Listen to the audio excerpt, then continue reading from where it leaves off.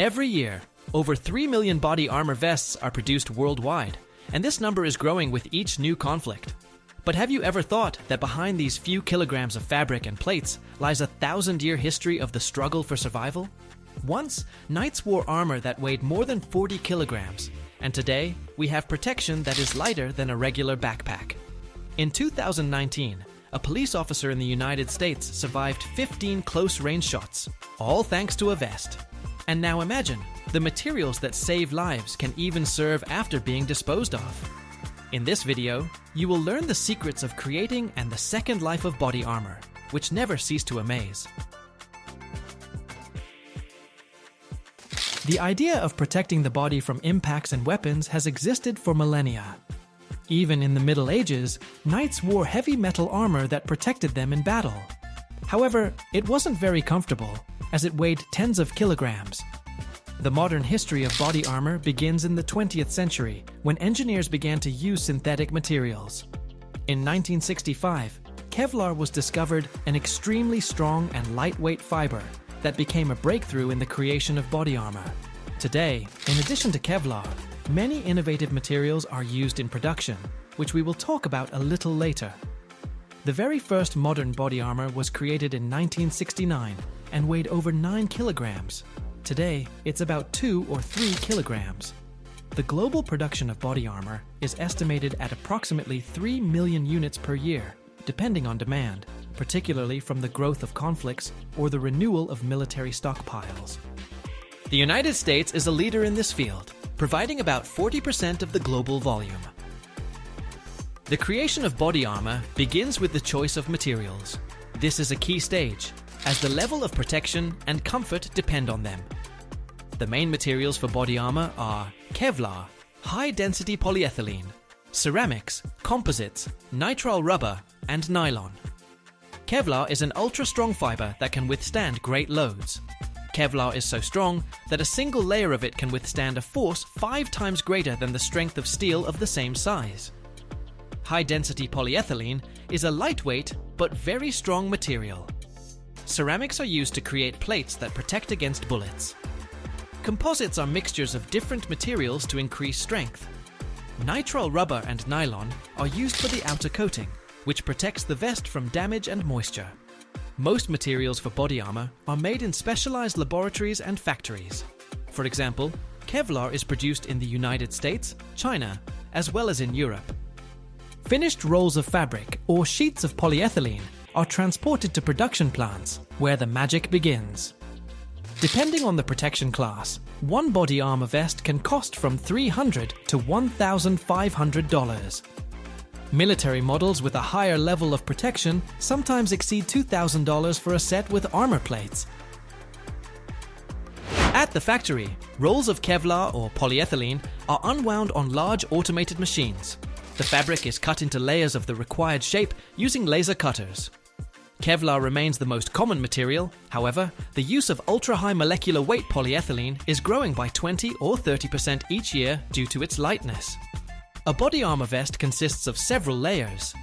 The more layers, the higher the level of protection. For example, for basic protection, 15 to 20 layers of Kevlar are used, and for more powerful protection, up to 40 layers.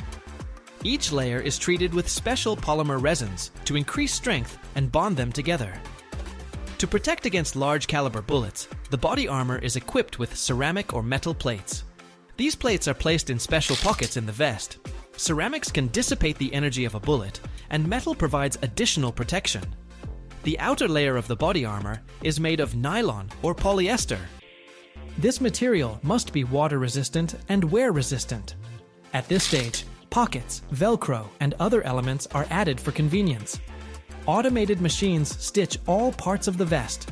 It is important that the seams are strong and do not come apart even under great load. Is the vest ready? Not yet. It must undergo rigorous testing to prove its effectiveness. At a special test range, the vest is subjected to tests with bullets of various calibers. Only those models that withstand these impacts are allowed for sale. This is how the bullet resistance test is conducted. To conduct a wear resistance test, the vests are placed in chambers where various weather conditions are simulated. Heat, cold, rain. The next test is for comfort. This is tested on volunteers. They check how comfortably one can move and wear the vest in different conditions. In 2003, an inventor in Canada, trying to show the strength of his body armor, shot himself in the stomach. The vest withstood the shot, but the impact force was so great that the man suffered a broken rib. The largest body armor in the world was made for a promotional event in Germany. It weighed over 100 kilograms and was 3 meters high. Body armor is used not only by the military and police. They have become important in many areas. Security guards wear body armor in banks, museums, or at private events. Journalists who work in hotspots also wear them. And of course, medics on the battlefield wear body armor, needing protection while rescuing the wounded. By the way, police dogs also have their own body armor, which protects them during special operations. Body armor for dogs is made of special Kevlar, weighs less, and costs about $1,000 each. Modern body armor has an expiration date, usually from 5 to 7 years. But this does not mean they are just thrown away. Old vests are recycled, using the materials to create new body armor or other products. The recycling of old body armor is an important process, as the materials from which they are made have valuable properties and can be reused. When a body armor vest reaches its expiration date, it is taken out of service and sent for recycling. The collection of old vests can be organized through government agencies, private companies, or charitable organizations. Before recycling, the vests are sorted according to the type of materials used in their production. This is done so that each component can be processed separately. Kevlar is shredded in special machines, after which its fibers are used to create new products. For example, Kevlar can be recycled into building materials, reinforced plastics, or new body armor. Polyethylene is melted and turned into granules, which are used in the production of other polymer products. Ceramic plates are crushed in special crushers. The resulting material can be used in the production of building materials, for example for insulation, or in the production of new armor plates with the addition of fresh materials. If the vest contains steel plates or other metal elements, they are sent to metallurgical plants for remelting. The metal is reused in various industries. The outer fabric layers of the vests are recycled into non-woven materials. These materials are used for sound insulation in cars or building insulation.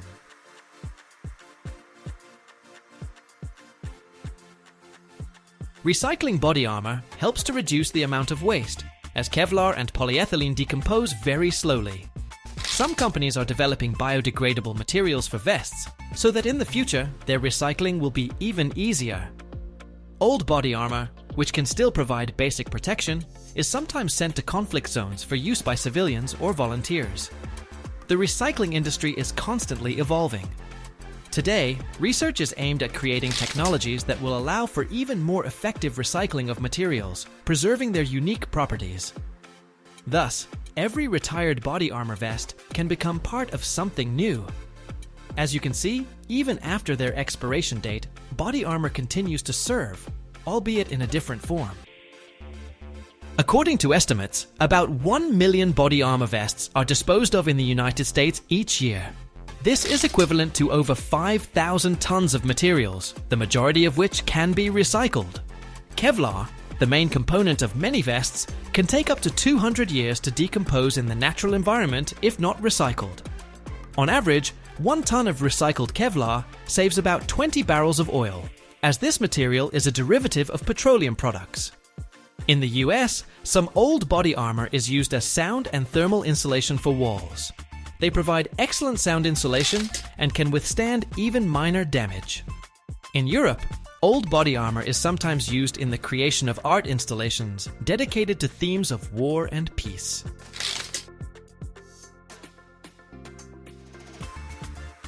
One of the most amazing survival stories occurred in 2010, when a police officer in the US was saved by his body armor after being shot more than 15 times at close range.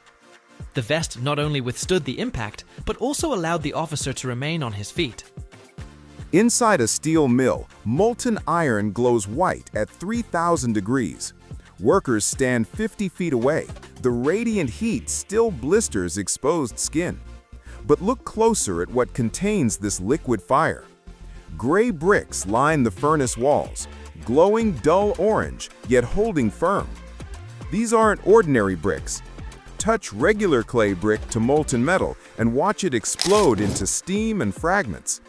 So what material survives temperatures hotter than volcanic lava? What invisible shield protects every furnace melting metal, making glass, or firing ceramics worldwide? Stay with us. You're about to discover why engineers kill clay to make it stronger, and the counterintuitive secret of double firing that transforms fragile earth into industrial armor, surviving conditions that vaporize steel.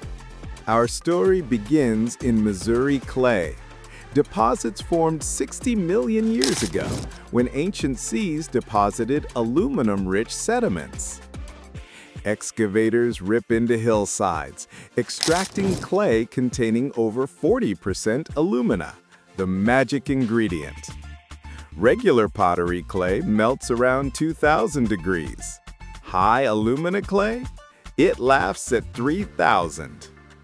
Watch the extraction crew. They're not just digging dirt, they're harvesting geology's accident. This specific clay formed under precise conditions. Volcanic ash settling through prehistoric oceans, compressed over epochs. The foreman walks the pit daily, examining color and texture. Too much iron content? The clay turns red and weakens. Perfect batches shimmer gray-white, almost ghostly. Every ton supports industries most people never see, but everyone depends on. The clay arrives at processing facilities caked with impurities. Massive crushers reduce house-sized boulders to gravel. Water floods the mixture, creating liquid slurry pumped through magnetic separators. Powerful magnets extract iron particles. Even microscopic contamination causes problems later when heat turns iron into weak spots. Picture the filtration building. Workers monitor screens showing particle sizes measured in microns.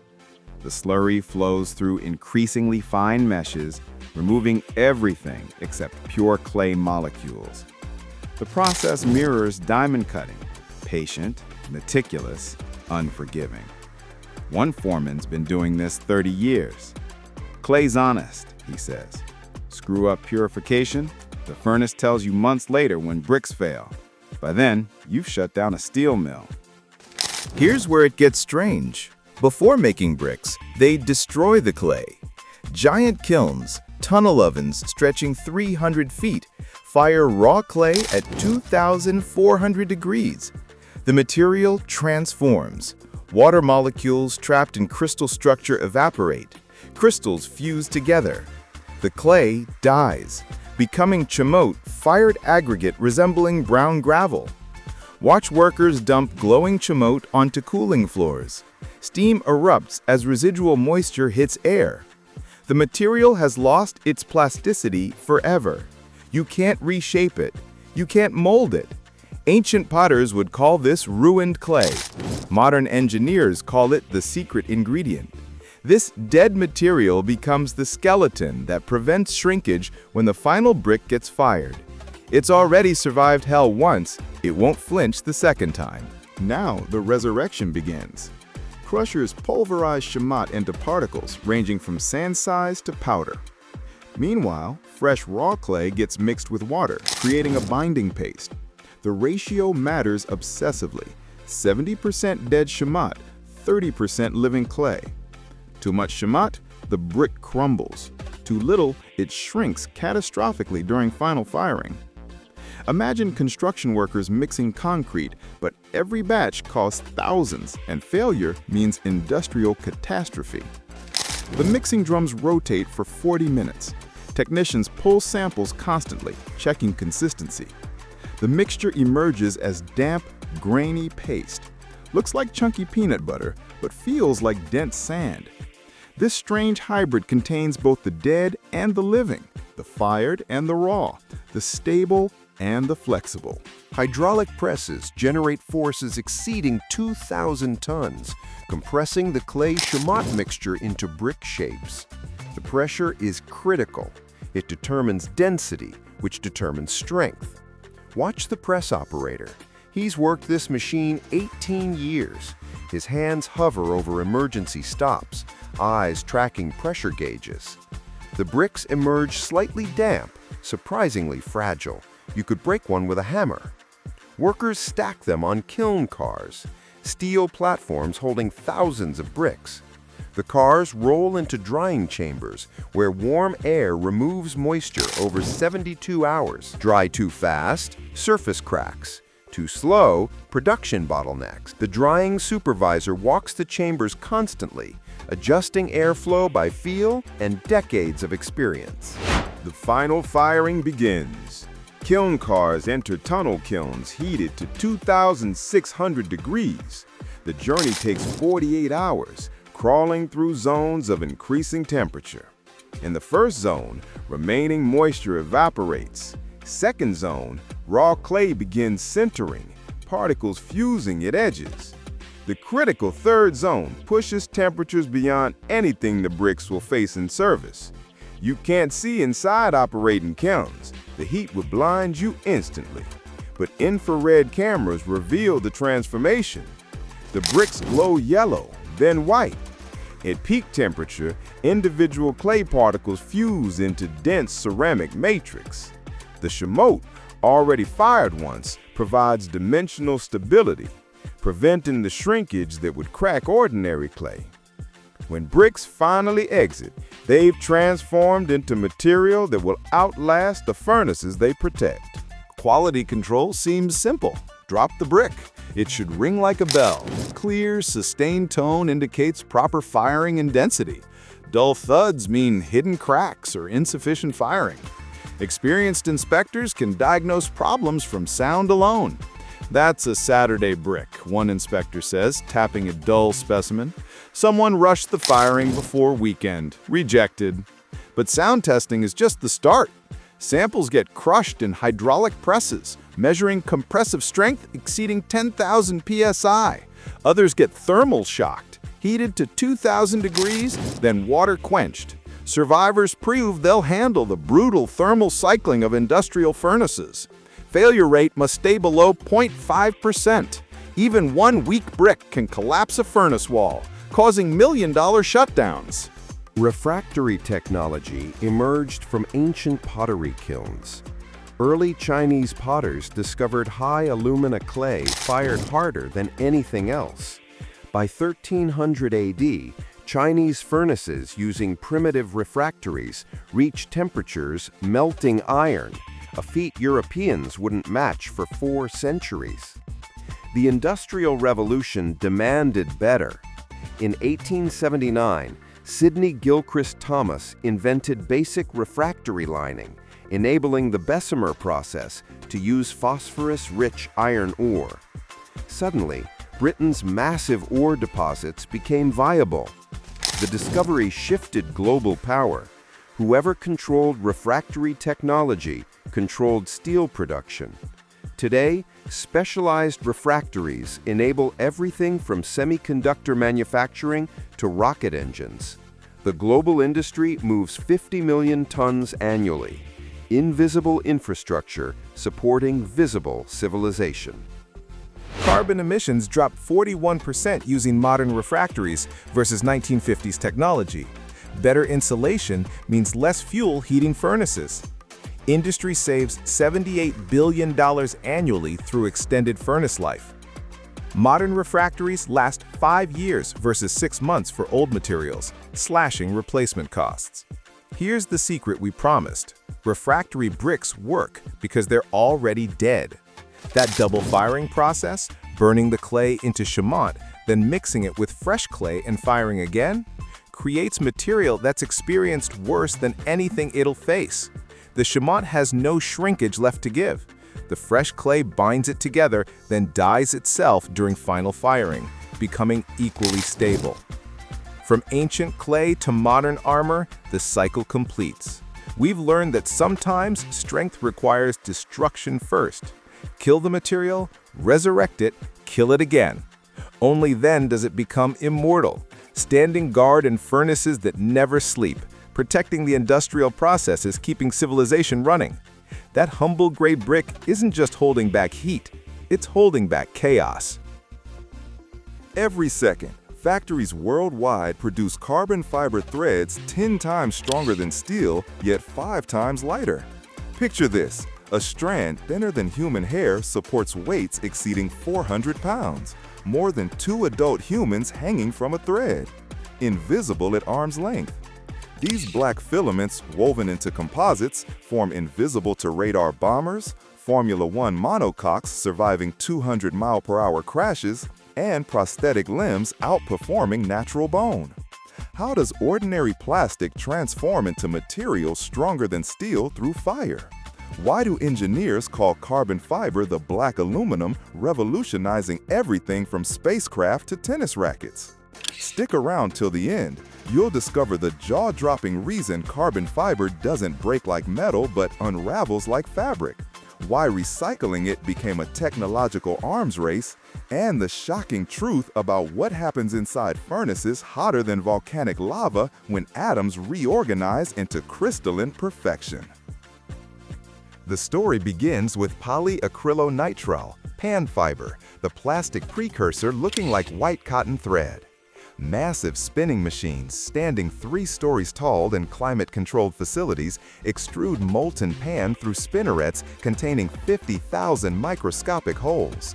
Each hole, measuring 3/10,000ths of an inch across, thinner than blood cells, produces one continuous filament. Picture spider silk production scaled to industrial extremes.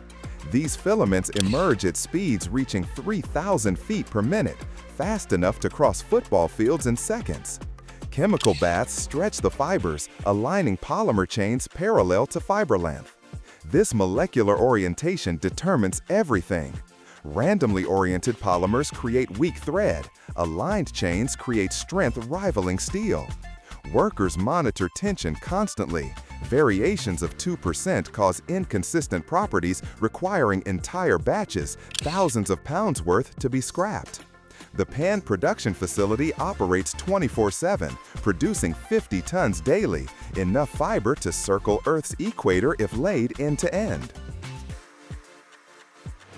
Next comes oxidation, the first transformation where chemistry becomes alchemy.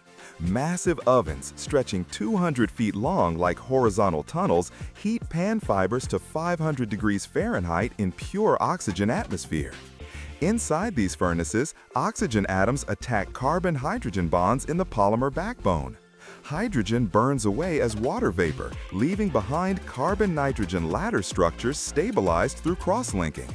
This stabilization process takes 90 minutes as fibers crawl through ovens on tensioned rollers.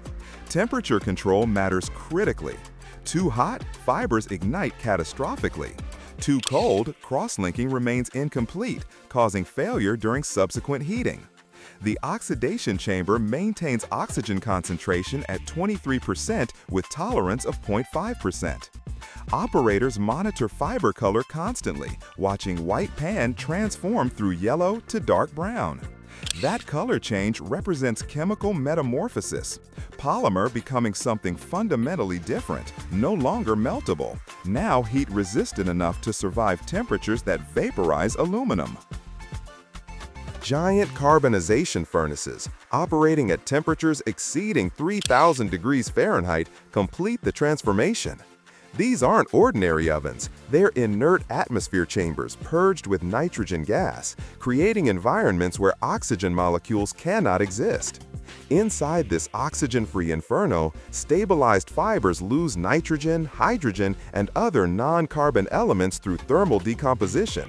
Only carbon remains, reorganizing into graphite-like crystalline structures. The process occurs in stages. First, furnaces heat fibers to 2,700 degrees, driving off 90% of non-carbon atoms.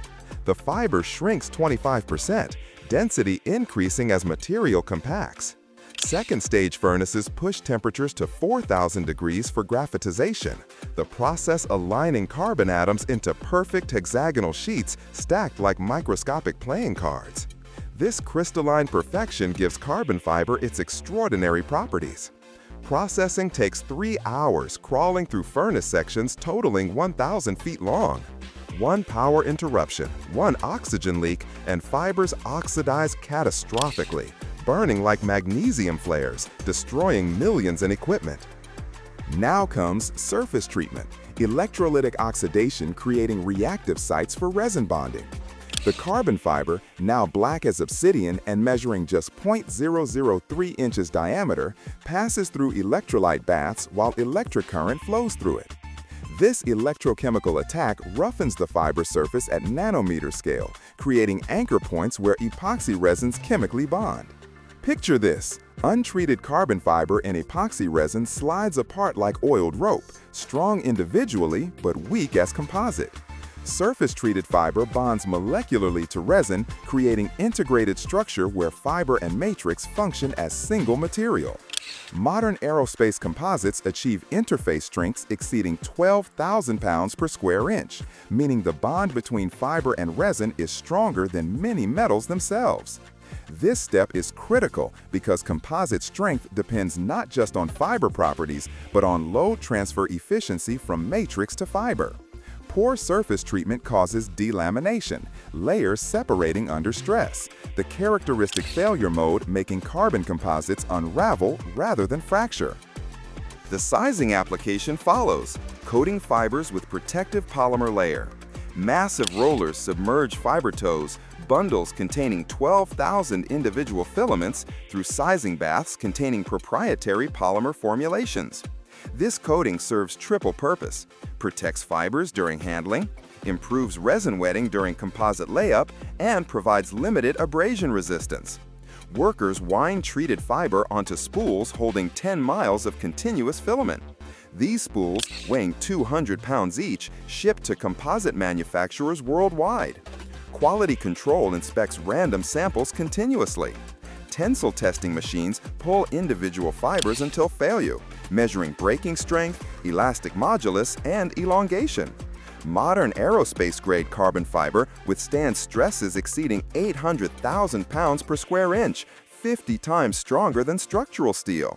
The fiber stretches only 1.5% before breaking. Steel deforms 300% more.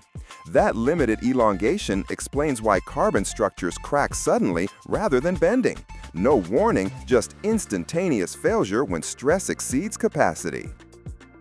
After arriving at composite manufacturers, fibers get woven into fabrics or used as unidirectional tapes. Automated looms, programmed like textile machines but operating at glacial speeds to prevent fiber damage, weave intricate patterns. Plain weave creates checkerboard appearance, twill weave produces diagonal patterns, satin weave maximizes smoothness for aerodynamic surfaces. Each weave pattern offers different mechanical properties. Engineers select patterns matching stress directions.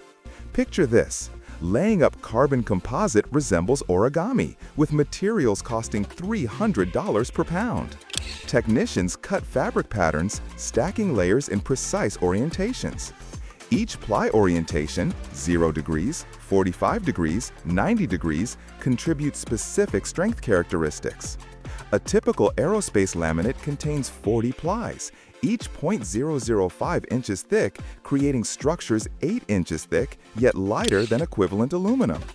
Between each ply, workers brush epoxy resin, ensuring complete fiber wetting. Air bubbles trapped between layers become stress concentrators, causing catastrophic failure. So layup occurs in clean rooms, maintaining air purity rivaling semiconductor fabs. Curing transforms wet layup into solid composite through heat and pressure. Massive autoclaves, pressure vessels 30 feet in diameter and 100 feet long, create environments combining 300 degrees Fahrenheit and 100 psi pressure. Inside these industrial pressure cookers, epoxy resin chemically cross-links while pressure squeezes out excess resin and air voids, compacting layers into dense laminates. The cure cycle takes 8 hours following computer-controlled temperature and pressure ramps. Heat too fast, resin boils, creating voids. Heat too slow, productivity plummets. Modern autoclaves monitor 200 sensors simultaneously, adjusting conditions to within 1 degree and 0.5 psi. After curing, parts exit as rigid structures, material properties now locked permanently. Non-destructive testing using ultrasound and X-rays searches for defects. Even microscopic voids or delaminations require part rejection because carbon composites tolerate 0 defects. Unlike metals tolerating small cracks through ductility, carbon composites fail catastrophically once cracks initiate. That brittleness demands perfection during manufacturing. This technology emerged from 1960 space race. Thomas Edison experimented with carbon filaments in 1880s for light bulbs. But modern carbon fiber originated when British researcher William Watt developed pan-based process in 1963 at Royal Aircraft Establishment. The breakthrough enabled high-strength fibers commercially viable.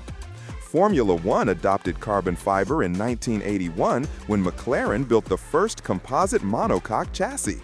Driver John Watson walked away from a 200-mile-per-hour crash at Monza, the carbon tub protecting him despite complete car disintegration.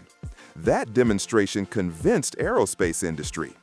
Boeing's 787 Dreamliner, entering service in 2011, uses 50% composite materials by weight. Wings, fuselage sections, tail, slashing fuel consumption 20% versus aluminum equivalents. The B-2 Spirit stealth bomber, revealed in 1989, incorporates carbon composites extensively.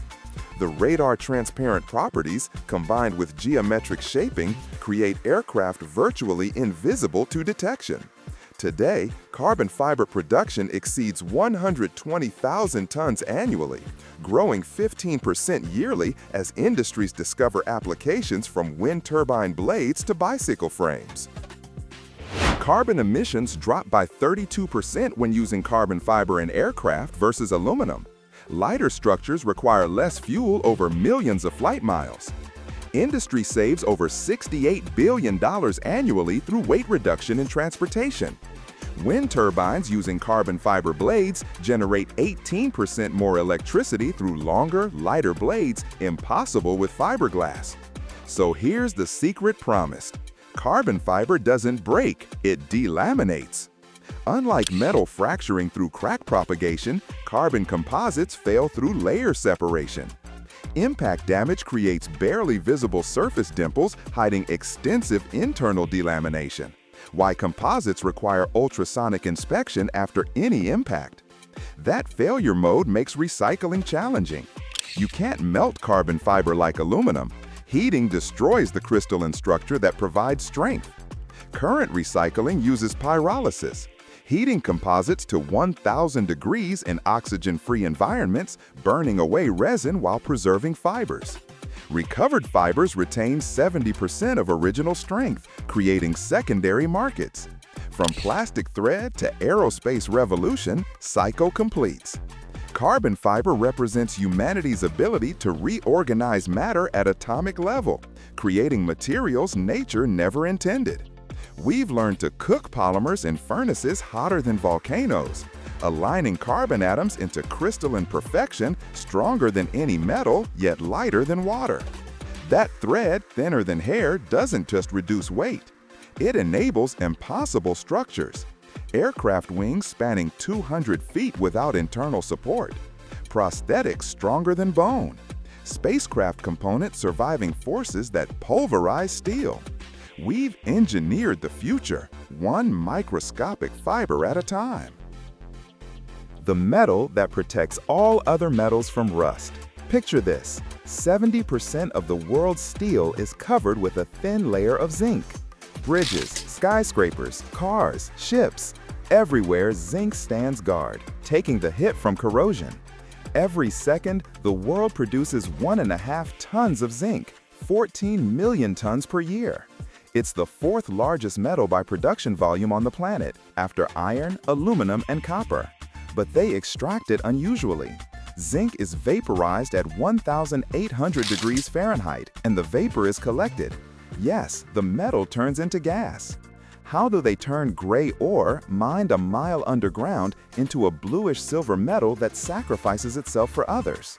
You'll learn why the ore burns in furnaces, how they collect metallic vapor, and why without zinc, the entire infrastructure of the planet would collapse. Watch to the end. The finale will show what's behind every galvanized beam. This is the story of the bodyguard metal that took on the corrosion of the entire world. A mile underground. Darkness. Explosion. Tons of rock crash down. This is a zinc mine, one of hundreds around the world where ore for the guardian metal is extracted every day. Underground dump trucks with 50-ton capacity haul ore to the mine shaft. An elevator the size of a house lifts the rock to the surface. The ore is dark, almost black. This is sphalerite, zinc sulfide. Crystals with diamond-like brilliance, but the metal content is only 10 to 15%. The rest is waste rock. Trucks carry the ore to the processing plant. The transformation from stone to metal begins. Massive cone crushers as tall as a 3-story building grind ore chunks the size of cars.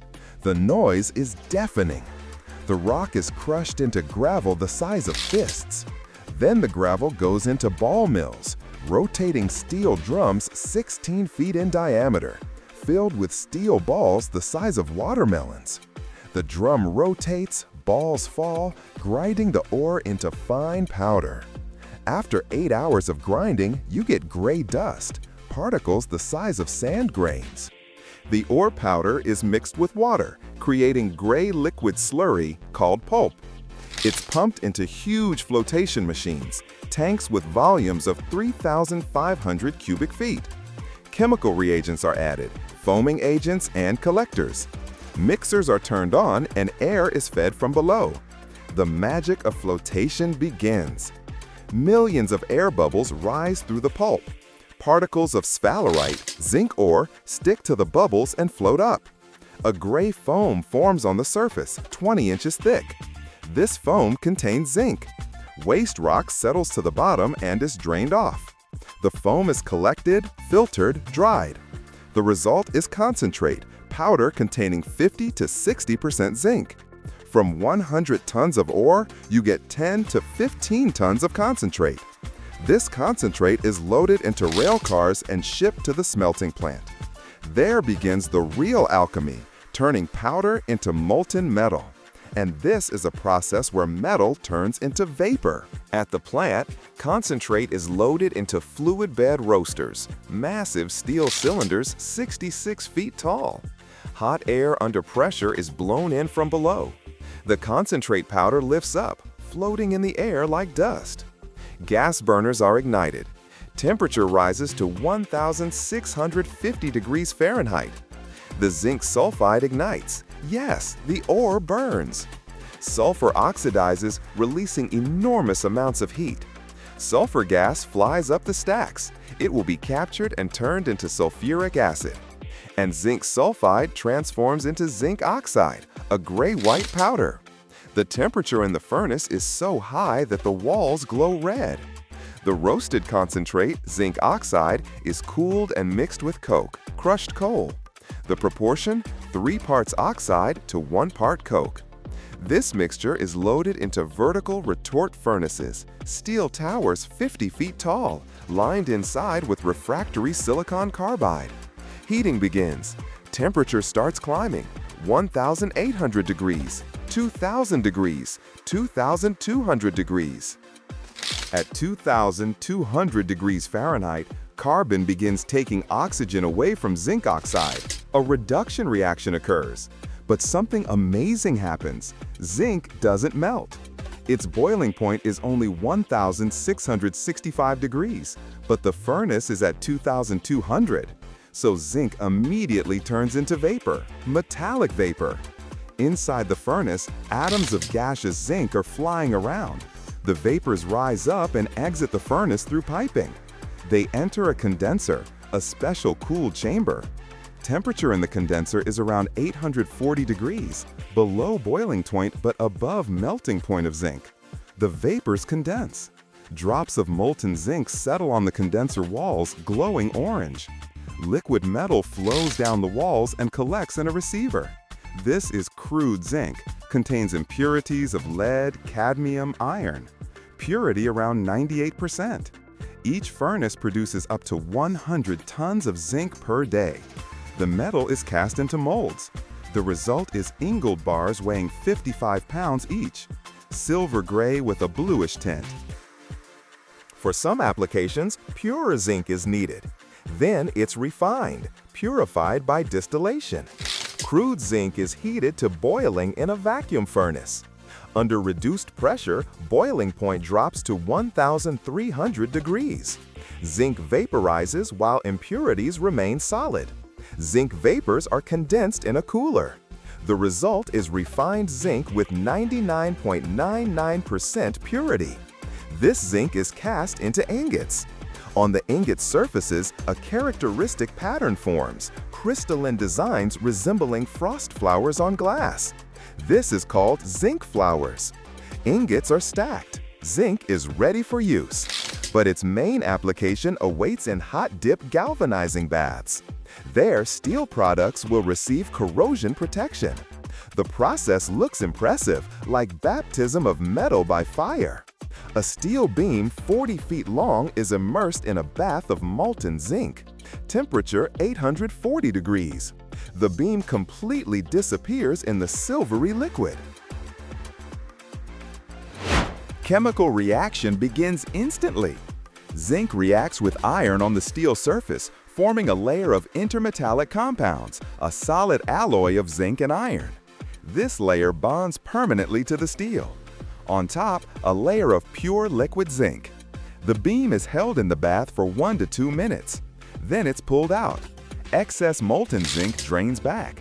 In air, the coating quickly solidifies. The surface becomes silvery, matte with the characteristic pattern of crystals, zinc flowers.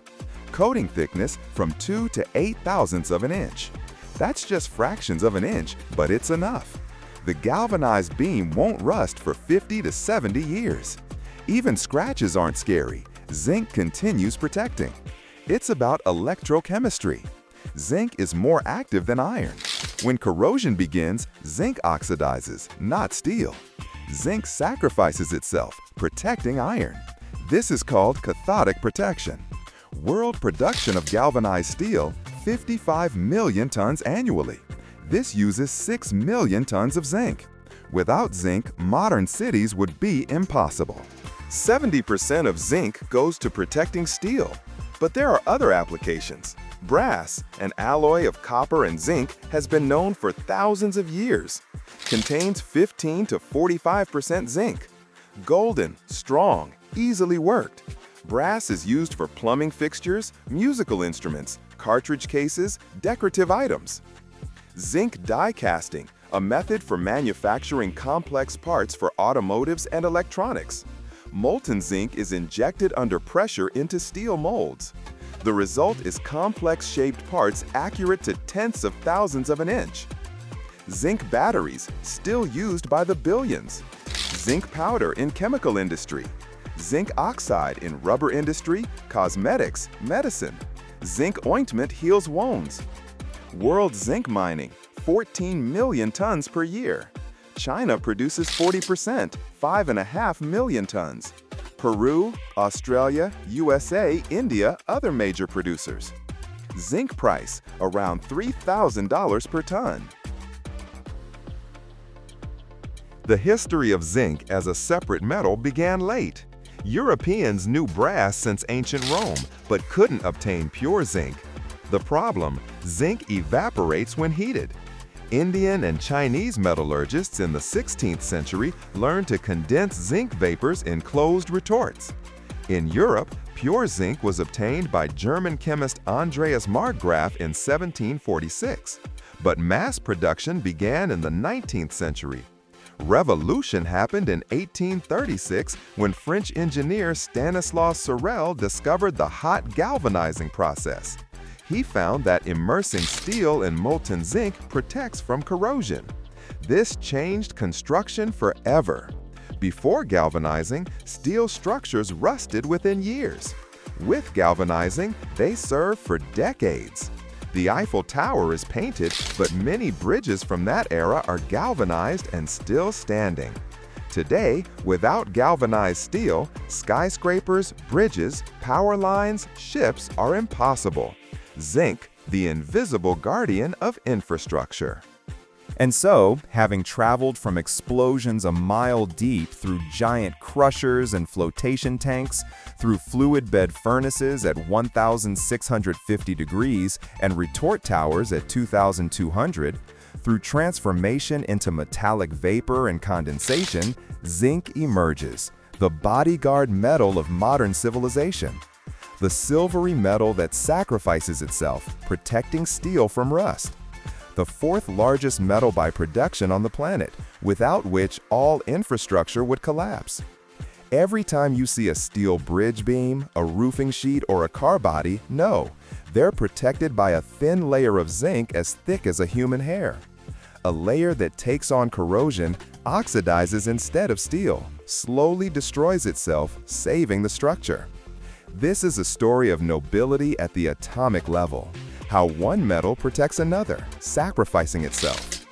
From underground explosions to silvery skyscraper beams, zinc's journey spans several weeks and 2,200 degrees. The metal that vaporizes to protect, that oxidizes so others don't rust. The invisible shield of 14 million tons annually, standing between steel and corrosion. Zinc. This is why bridges don't collapse, roofs don't leak, and cars don't turn to dust in 5 years. The guardian metal, the sacrificial metal, the metal without which the modern world would simply fall apart from rust.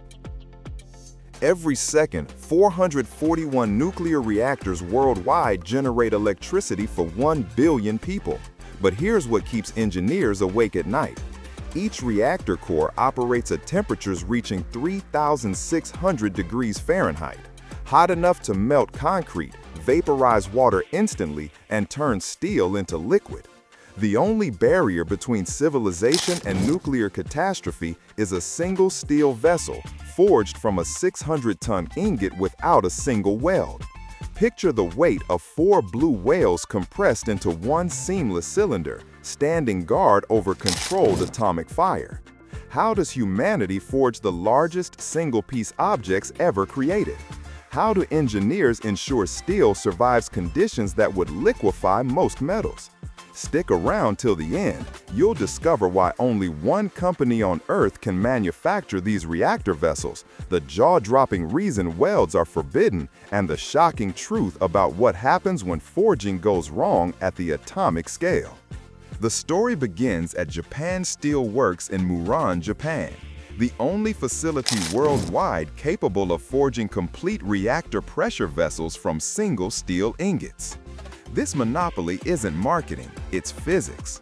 Their forging press, standing 12 stories tall and weighing 14,000 tons, generates forces equivalent to stacking 70 statues of liberty on a dinner plate. That's the mechanical advantage required to shape 600 tons of glowing steel. The facility consumes enough electricity to power 25,000 homes during forging operations. Backup generators the size of locomotive engines ensure power never interrupts mid-forge. A single unexpected cooling would create internal stresses shattering the vessel like glass. The plant operates 3 shifts daily, yet completes only 4 reactor vessels annually. Each vessel requires 8 months from raw steel to finished product. That's longer than human pregnancy, applied to metalworking requiring tolerances measured in thousands of inches across objects 30 feet tall. Next comes steel creation, where metallurgists blend iron with precise amounts of manganese, nickel, chromium, molybdenum, elements chosen for neutron resistance and high temperature strength. The recipe, classified by nuclear regulatory agencies, creates alloy capable of withstanding 50 years of continuous neutron bombardment without becoming brittle. Standard steel exposed to reactor conditions becomes fragile within months.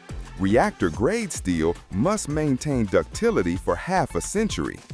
Electric arc furnaces, consuming megawatts of power, melt 300 tons of scrap and alloys at 3,000 degrees Fahrenheit.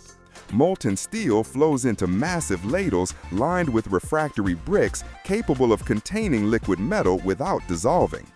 Workers add deoxidizers and desulfurizers, removing impurities at parts per million levels. Even microscopic inclusions, trapped oxides, sulfides, or air bubbles become crack initiation sites under reactor pressures exceeding 2,200 pounds per square inch. That's pressure crushing car engines like soda cans. Giant molds assembled from water-cooled copper plates standing 20 feet tall receive the molten pour. Liquid steel enters from bottom up through ceramic pipes, filling the mold cavity in controlled flow, taking 40 minutes. Technicians monitor fill rates continuously. Turbulence during pouring traps gas bubbles, creating voids. After filling, the ingot, now a glowing cylinder weighing 600 tons, solidifies over 72 hours under computer-controlled cooling. This cooling phase determines everything. Cool too fast, thermal stresses create internal cracks invisible to naked eyes but catastrophic under reactor operation. Cool too slow, large crystals form, weakening the structure. Thermocouples embedded throughout the mold measure temperature at 300 points simultaneously. The ingot shrinks 5 inches in diameter while cooling, enough movement to crack the mold if thermal expansion isn't calculated precisely. Workers strip the mold after 3 days, revealing a steel cylinder glowing dull red at 800 degrees. Now comes forging, the ancient art of shaping hot metal, scaled to industrial extremes. The 600-ton ingot, reheated to 2,300 degrees Fahrenheit in furnaces large as houses, glows brilliant orange. At these temperatures, steel becomes plastic, not liquid, but deformable under immense pressure. Picture clay that weighs as much as a jumbo jet. Overhead cranes operating at weight limits requiring structural reinforcement throughout the building lift the glowing ingot onto the press bed. The press ram, a solid steel cylinder 6 feet in diameter, descends with force exceeding 14,000 tons. That's pressure equivalent to balancing 30 fully loaded Boeing 747s on a car hood. Under this incomprehensible force, 600 tons of steel deforms, spreading like bread dough, forming into a thick-walled cylinder. Each press cycle compresses the ingot 3 inches, then retracts. The process repeats hundreds of times over weeks. The forging process requires balletic precision at colossal scale. After each press cycle, massive manipulators rotate the workpiece 7 degrees. Computer systems track rotation angle to within 0.1 degrees. Because uneven forging creates thickness variations leading to stress concentration, the ingot must be reshaped uniformly, ensuring wall thickness varies less than 1% across the entire vessel. This step is critical because reactor vessel integrity depends on grain structure. Each press cycle compresses and elongates metal crystals, aligning them perpendicular to stress directions. This crystallographic texture increases strength 30% over cast steel. Between press cycles, the workpiece returns to furnaces for reheating. Temperature drops to 1,800 degrees during forging, making steel too stiff to deform further. The ingot cycles between press and furnace 60 times, spending cumulative hours at extreme temperatures requiring constant atmospheric monitoring to prevent oxidation. After rough forging establishes basic geometry, precision machining begins. The forged cylinder, now weighing 450 tons after material redistribution, moves to vertical lathes with cutting surfaces 20 feet in diameter. Carbide tools, costing thousands of dollars and lasting mere hours, remove steel and continuous spiral cuts. Metal shavings, glowing red from friction heat, pile like metallic spaghetti. Picture this. Machinists target wall thickness of 8.7 inches with tolerance of plus or minus 0.05 inches. That's maintaining consistency thinner than a penny across surfaces 40 feet in circumference. Ultrasonic sensors scan continuously, creating three-dimensional maps of wall thickness. Any thin spot becomes pressure concentration point, and at 2,200 psi operating pressure, stress concentrations cause catastrophic rupture. Modern reactors operate at pressures where even microscopic flaws propagate into fractures within microseconds once initiated. Quality control transcends normal manufacturing standards, entering realm of nuclear safety protocol. Ultrasonic inspection systems, using sound waves at frequencies beyond human hearing, detect internal flaws smaller than grains of rice. Technicians scan every cubic inch of the 450-ton vessel, searching for voids, inclusions, or crystal boundary irregularities. This inspection process alone takes 6 weeks of round-the-clock work. Next comes stress relief heat treatment at 1,100 degrees for 48 hours. This annealing process allows internal stresses from forging to dissipate through autolytic diffusion. Without stress relief, residual tensions from manufacturing cause cracks years later during operation. After heat treatment, hydrostatic pressure testing subjects the vessel to 3,300 psi, 50% beyond operating pressure. Workers flood the interior with water, then pump pressure until the vessel expands measurably. Any weakness reveals itself through leakage or deformation. Passing this test certifies the vessel can contain reactor core meltdown scenarios. This wasn't always possible. Back in 1955, early reactor vessels used welded construction, multiple curved plates joined by fusion welding. The Windscale reactor fire in Britain that year released radioactive iodine when welded seams failed under thermal stress. Investigation revealed welds created heat-affected zones where crystal structure changed, becoming brittle under neutron bombardment. The breakthrough came when Robert Withrich at Combustion Engineering proposed seamless forging in 1963. However, no forge press existed powerful enough. Japan Steelworks developed their 14,000-ton press in 1967 specifically for reactor vessels, recognizing the strategic importance. By 1975, all new reactor designs mandated seamless forgings. Today, the safety record speaks volumes. 0 pressure vessel failures in commercial reactors using forged construction.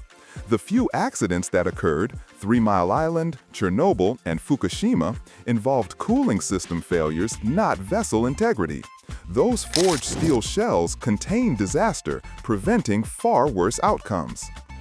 Carbon emissions avoid 48 billion tons annually through nuclear power generation versus coal, equivalent to removing every car, truck, and plane from operation for 3 years. Nuclear energy costs drop 62% per kilowatt-hour versus solar with battery storage. A single reactor vessel forged today will generate electricity for 80 years, powering 3 million homes throughout its lifetime. So here's the secret promised. These vessels can't be welded because neutron radiation does something insidious to metal. It transmutes atoms. High-energy neutrons knock atoms from crystal lattice positions, creating vacancies and defects. Over decades, accumulated damage makes steel brittle. Welds, where crystal structures merge imperfectly, accumulate damage faster. The heat-affected zone becomes embrittlement accelerator. Seamless forging eliminates this Achilles heel entirely. Every atom in the vessel exists within continuous crystal structures aligned through forging. There are no boundaries to fail, no weak points to fracture.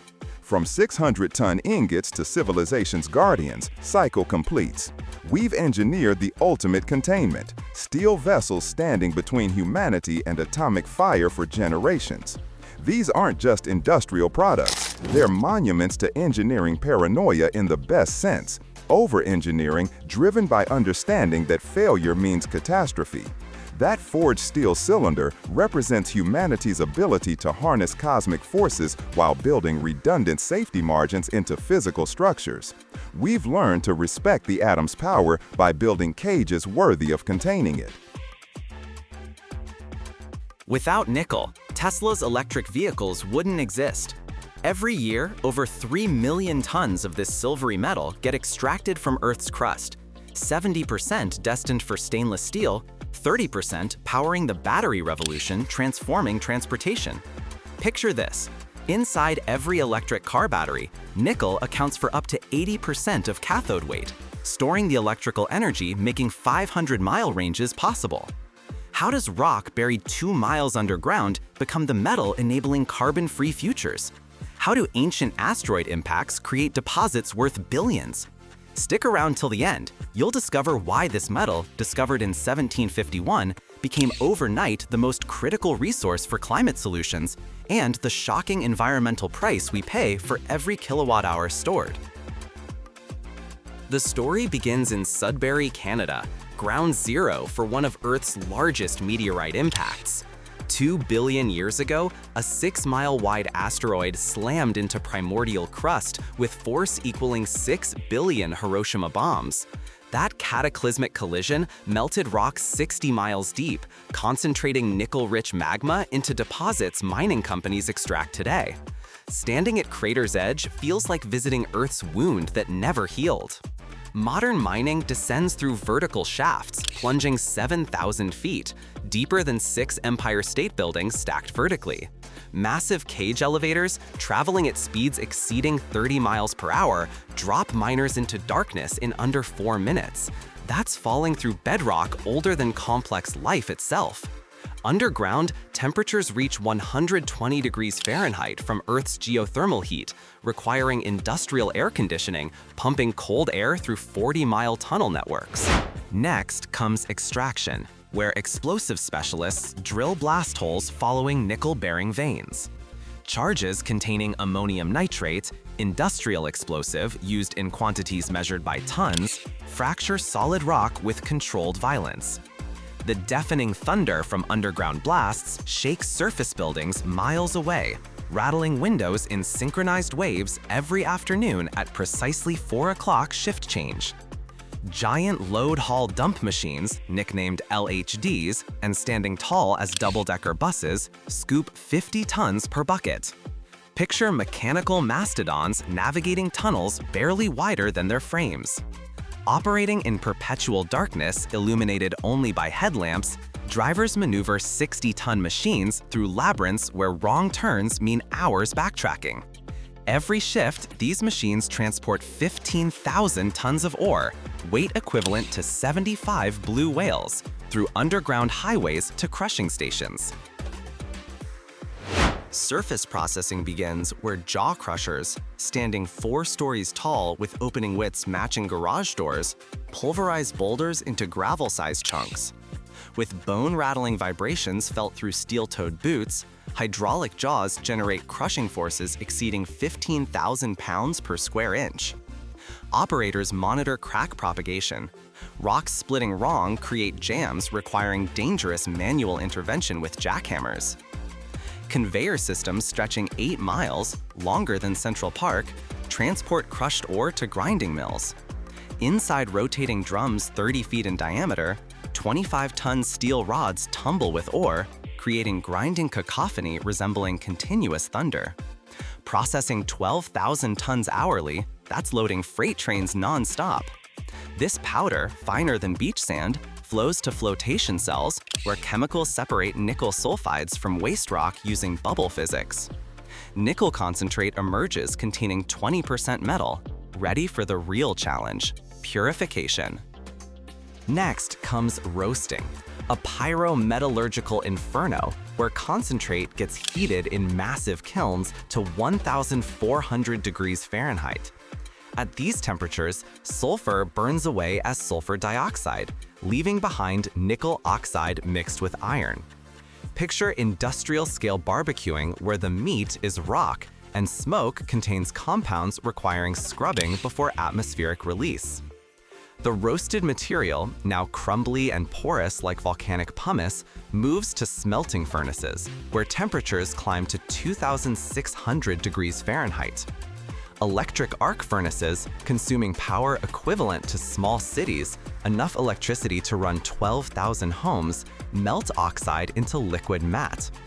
This molten mixture, containing 60% nickel and 40% other metals, glows white-hot like captured starlight. Every 2 hours, furnaces tap this liquid fire into ladles holding 200 tons.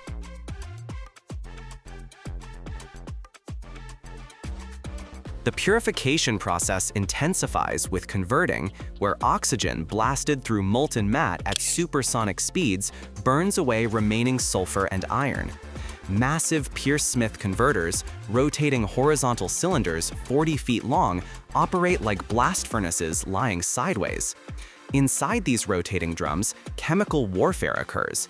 Oxygen attacking sulfur bonds, creating temperatures hot enough to vaporize copper. This step is critical because timing determines purity. Blow too long, nickel oxidizes wastefully. Too short, impurities contaminate final product. Operators monitor color changes in flames shooting from converter mouths. Blue flames mean sulfur burning, yellow indicates iron removal, clear white signals nickel ready. That visual chemistry, unchanged for centuries, guides decisions affecting millions in product value. After converting, nickel matte achieves 78% purity, but battery manufacturers demand 99.9%. After converting, the real magic begins, electro-refining. Here, physics and chemistry converge in massive electrode halls housing thousands of cells. Impure nickel anodes, cast into plates weighing 300 pounds each, suspend in electrolyte baths containing nickel sulfate and sulfuric acid. Electric current flowing through these baths, think industrial-scale electroplating, dissolves nickel atoms from anodes, transporting them through liquid to deposit on pure nickel starter cathodes. Picture this: over 10 days, nickel migrates atom by atom across 6-inch gaps. Impurities like cobalt, copper, iron stay behind, falling as sludge to cell bottoms. This sludge, later processed separately, contains precious metals including platinum, gold, palladium, making waste worth more than many ores. Temperature control matters critically. Too hot, dendrites form, metal crystals bridging electrodes causing shorts. Too cold, deposition slows uneconomically. Electro-refining requires surgical precision in industrial setting. Computer systems monitor voltage, amperage, temperature across 15,000 individual cells simultaneously. Operators adjust current by milliamps. Modern refineries achieve nickel purity of 99.99%, only one impurity atom per 10,000. That's purity rivaling semiconductor-grade silicon. After 10 days, workers crane lift finished cathodes, now coated with 400-pound nickel deposits from baths. Mechanical strippers peel nickel from starter sheets like removing wallpaper. These pure nickel sheets, called cathodes, get melted into pellets for battery manufacturers, or alloyed with chromium and iron for stainless steel. The energy intensity staggers. Producing 1 ton of battery-grade nickel consumes 50 megawatt-hours, enough electricity to power average American homes for 60 days. This industry transformed radically in 15 years. Back in 2010, nickel prices averaged $7 per pound, used primarily for stainless steel. Battery applications consumed less than 5% of global production. That all changed when Elon Musk's Master Plan 2 announced Tesla's battery gigafactories in 2016. The breakthrough came when battery chemistry shifted from cobalt-heavy NCAs to nickel-rich NCMs, nickel, cobalt, manganese cathodes containing 80% nickel. Suddenly, every electric vehicle needed 110 pounds of nickel. Global demand exploded. Prices spiked to $9 per pound by 2022. Indonesia, containing 21% of world's reserves, transformed from minor player to dominant producer. Today, battery applications consume 43% of new nickel production. By 2035, International Energy Agency projects batteries will consume 75%, driven by 200 million electric vehicles requiring 23 million tons cumulatively. Carbon emissions drop by 18% when recycling nickel versus mining virgin ore, equivalent to removing 3 million cars annually. Industry saves over $22 billion yearly through recycling. Processing costs drop 31% because smelting scrap requires half the energy of complete ore processing. So here's the secret promised. Nickel is humanity's transition metal, literally bridging fossil fuel era to electric future. But here's the dark truth. Extracting nickel for just one EV battery produces 8 tons of CO2 emissions. That electric car carries invisible environmental debt, requiring 35,000 miles of driving before breaking even with efficient gasoline vehicles. The green revolution isn't free. It's an energy trade-off where extraction today enables emission reductions tomorrow. From asteroid impacts to electric highways, cycle completes. We're mining ancient cosmic collisions to power climate solutions. Nickel doesn't solve pollution, it relocates it, concentrates it, transforms it into manageable problem. That's not failure, that's engineering reality. Every solution creates new challenges. The question isn't whether mining nickel harms Earth, it does. The question is whether preventing catastrophic climate change justifies temporary scars.